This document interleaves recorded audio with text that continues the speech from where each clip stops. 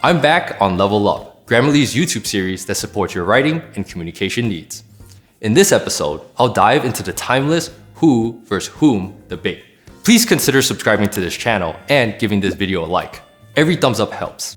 And before you go, make sure you visit Grammarly.com to see how you can download free communication assistance today.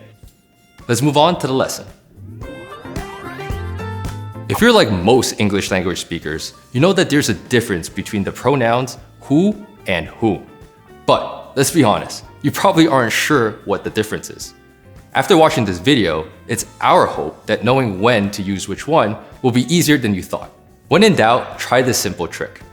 If you can replace the word with he, she, or they, use who. If you can replace it with him, her, or them, use whom.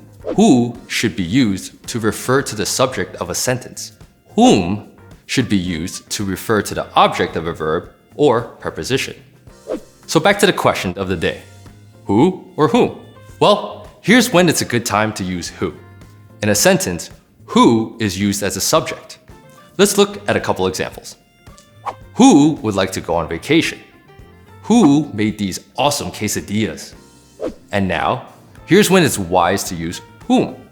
Whom is used as the object of a verb or preposition. Consider these examples. To whom was the letter addressed? Whom do you believe? I do not know with whom I will go to the prom. Let's go a bit further on establishing the difference. To do that, you should consider asking yourself, how can you tell when your pronoun is the object of a verb or preposition? If that's the case, try substituting the subjective case pronoun he, she, or they for who or whom. Then try substituting the objective case pronoun him, her, or them.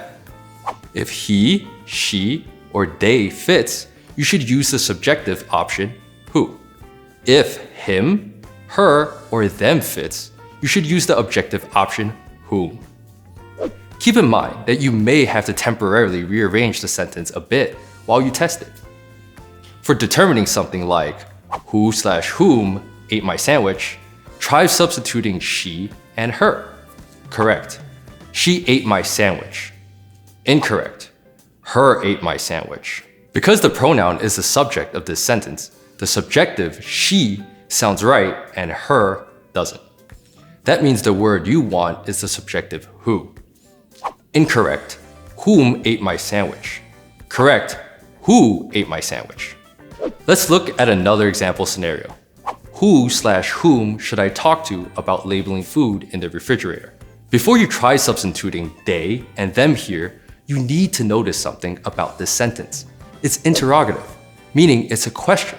And as with many interrogative sentences, the subject I doesn't come up at the beginning, but in the middle.